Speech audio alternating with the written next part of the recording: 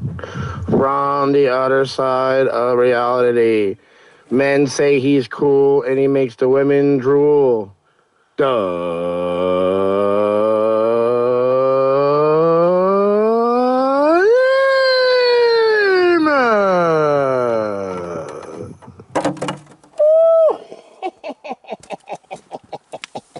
Ooh.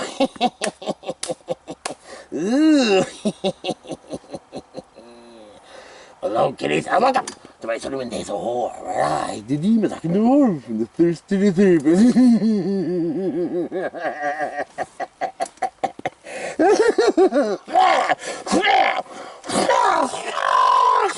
Oh my God, let my tongue! Oh my eyes! Oh, heavens to Betsy. Whoa, head rush. Hello. Welcome to my 31 Days of Horror. I am the demon.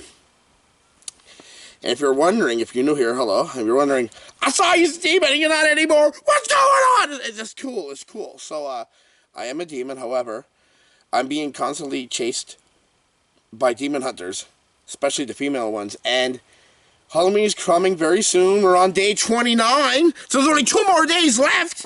And they're coming after me pretty bad. So I become this human that you see before you now. So it keeps them at bay. So you leave me alone for a short period of time. So hello, welcome to day 29. And I watched Rosemary's Baby. Yes, Rosemary's Baby. Rosemary's Baby is like a classic. It's one of those horror movies that is up there along with The Exorcist and The Omen. I never seen Exorcist, the Rosemary's Baby. I've seen all the other ones. So I was kind of curious to see how this is going to be. Now, this is a classic, but, you know, there's always some there's always some, you know, you're always pumped to see. It's going to be really good because it's a classic, but was it classic? Because this came out in the 60s? Was it classic back then? Might not be the same today. You're like, oh, that was pretty cool back then, but now it kind of sucks. But I have to say, I really enjoyed Rosemary's Baby. Pretty good. What's that? Hang on a sec. Oh, I'm sorry. I gotta take a call. Yeah. Rose, yeah, what? You're at the hospital now? You didn't tell me you were going now. I know you had to go, but geez, I thought we had like some more time, you know, in front of the camera doing my cool like 31 Days of Horror stuff like that. Horror, not the other thing. Yeah. Well, I mean, you know, you said you were feeling fine, and I'm like, are you sure? You're like, yeah. I'm like, okay, you know, so I left and I came here. What do you mean Frank's with you? What are you talking about, Frank? Like, what? You mean he's the Huh? What the? Yeah, but I thought we had some... Yeah, but... He was a... You ever go to... Yeah, but... I was going to the... It was a... What? Really? Fine, look, if you want to keep this, fine. Frank, whatever. Okay, fine. Fine, whatever. Look, I gotta go back to this. Yeah, whatever, fine. Beep, yeah. Oh, yeah, Frank. No, it's Frank. I don't know, Frank. We gotta deal with Frank later on. Hi.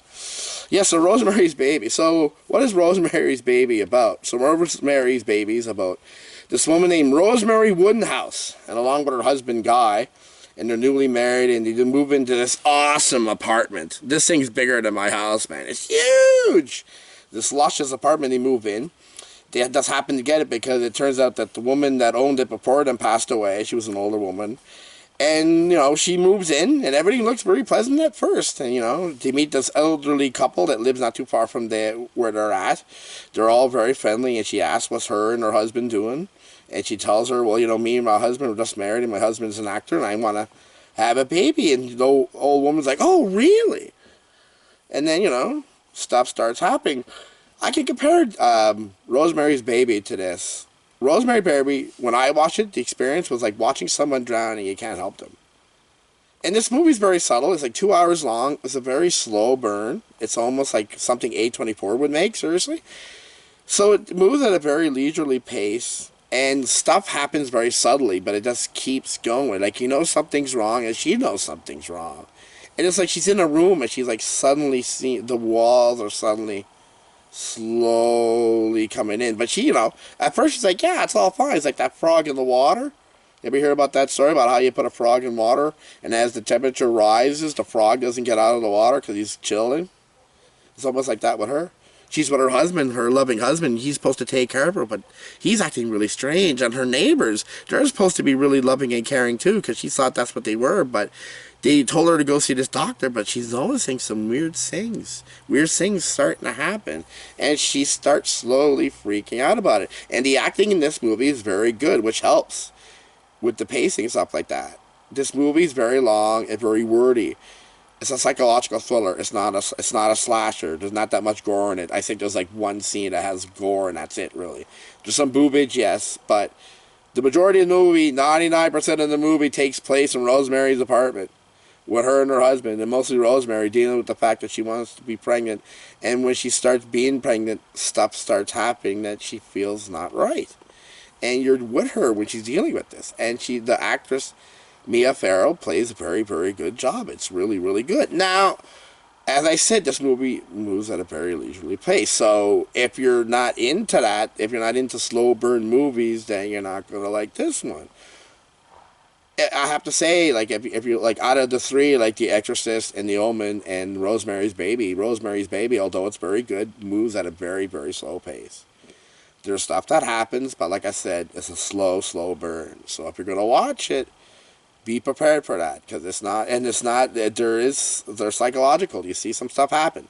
Myself personally, and I'm not going to ruin it in this review, however, I kind of knew what was going to happen because it was kind of spoiled. Not that, the movie's like in the 60s, so the idea of like keeping something like that spoiled free is going to be pretty difficult. However, if you haven't seen the ending of this, or you don't know the what happens, awesome, because you're going to enjoy the movie that much more. I really like this, man. It's really good. 2 hours moves at a pretty decent pace, and I've seen some movies that are 90 minutes that move at a very worse pace. It makes me want to check my watch. This movie moved at 2 hours. I didn't look at my watch once because I was focused in, because the acting is really, really good. Mia Farrow is awesome in this, and you know there's something wrong, and you want to help her, but you can't. You're just an observer. And I really enjoyed this movie very, very much. So I rate these on the scales of Jeff. The scale of Jeff. The scale of Jeff. Oh, watch. Oh, jeez. It's coming. It's coming. It's coming. So, yes. Out of 5 scales of Jeff, because that's what I do, I rate this a 3. 3.5. I really enjoyed this movie. Although I don't know if I'll watch it again. It's one of those that's kind of hard to rewatch because of the pacing and stuff like that, but it's pretty good. I have 2 movies left in here because there's only 2 more days left to Halloween. There is only 2. Window smashing all around. Oh my God, I'm deaf now. So let's see what next movie we're going to watch. As I shake the head of Jeff. Shaking the head of Jeff. Well, there was not that much shake, and there's only 2 left.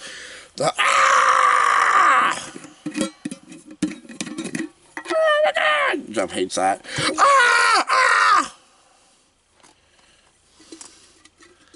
Only 2 left. Let's just grab one.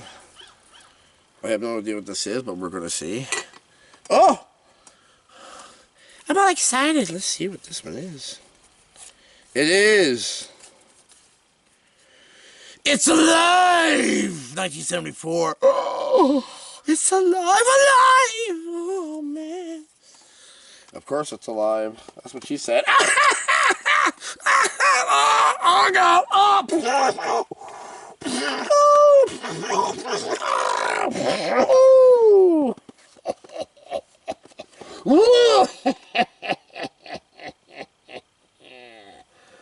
Well, that's all for me to you, that kiddies.